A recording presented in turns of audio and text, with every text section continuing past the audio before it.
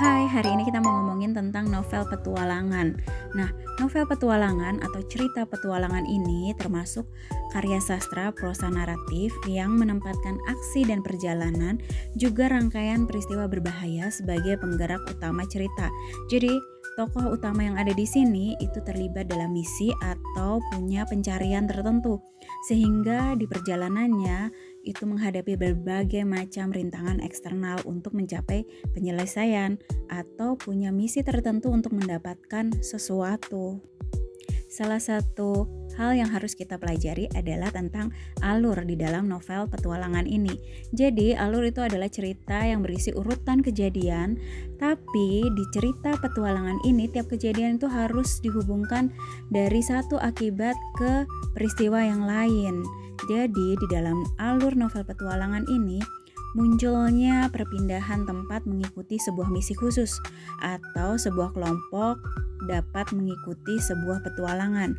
Jadi di sini alur ini ngomongin tentang penemuan petunjuk atau informasi dari sebuah misi, dan ini bukan tentang konflik yang rumit antar tokoh yang biasanya kalian lihat.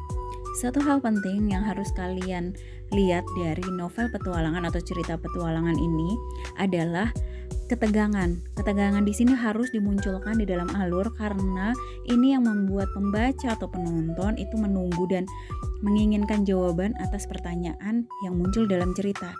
Jadi ini yang bikin orang tuh makin deg-degan. Setelah alur ada tokoh.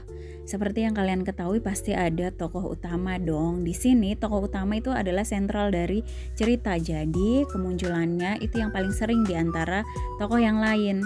Tokoh yang kedua adalah tokoh pendukung. Tokoh ini memiliki peran dalam perkembangan cerita, tapi nggak sebanyak tokoh utama. Lalu juga ada tokoh pelengkap. Jadi fungsinya dia hanya untuk membentuk potret dari tokoh dan pelaku. Selain itu, tokoh juga dibagi berdasarkan kepribadian atau wataknya. Jadi ada 3 dimensi nih. Yang pertama adalah fisiologis. Jadi yang dikasih lihat adalah ciri-ciri badan. Jadi kalian bisa lihat nih seusianya, lalu jenis kelaminnya, keadaan tubuh, ciri-ciri wajah, dan sebagainya. Contohnya misalkan kalian bisa lihat di Superman ataupun di Harry Potter, mereka punya ciri-ciri fisiologis di sini. Yang kedua adalah dimensi sosiologis. Jadi ini adalah tentang ciri kehidupan masyarakat seperti status sosial, pekerjaan, tingkat pendidikan, dan peranan di masyarakat. Yang ketiga adalah dimensi fisiologis. Dimensi ini menceritakan tentang latar belakang kejiwaan seperti mentalitas, tingkat kecerdasan, dan keahlian khusus dalam bidang tertentu. Kalian bisa lihat kalau di cerita petualangan pasti tokoh utamanya punya hal yang ini. Lalu tokoh utama di cerita petualangan ini punya tujuan loh untuk meladeni rasa bahaya atau memelihara rasa takut yang menyenangkan. Jadi mereka tuh punya ciri-ciri aktif dan berani menghadapi bahaya, serta punya inisiatif, lalu punya tujuan atau misi yang jelas, dan punya konflik eksternal. Konfliknya ini tentang musuh atau alam yang berbahaya, lalu keadaan yang membingungkan. Jadi bukan konflik batin yang rumit seperti di cerita yang lain. Dan selanjutnya adalah tindakan si tokoh utama itu berkembang melalui pengalamannya dalam petualangannya. Yang terakhir adalah perannya sebagai pahlawan itu menjadi pusat cerita dan alur. Poin ketiga dari cerita petualangan yang penting adalah latar.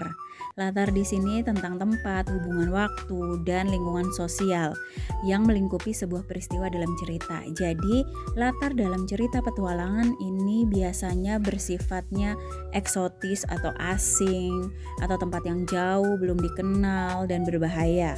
Kalau kita lihat di film atau di cerita, itu biasanya di pulau terpencil, hutan, laut, atau gurun. Lalu yang kedua adalah berpindah-pindah. Jadi cerita petualangan ini perjalanan tokoh utama dari satu tempat ke tempat yang lain. Lalu yang ketiga adalah mendukung aksi dan ketegangan. Latar sering menjadi sumber konflik. Jadi bisa diperlihatkan adanya badai, medan yang sulit, perang, dan yang lainnya. Yang terakhir adalah latar alam seperti laut, gunung, hutan, ataupun wilayah liar. Jadi waktu yang bergerak cepat dan kronologis juga muncul menjadi sebuah latar di dalam cerita petualangan. Oke, segitu aja buat kita yang belajar cerita petualangan hari ini.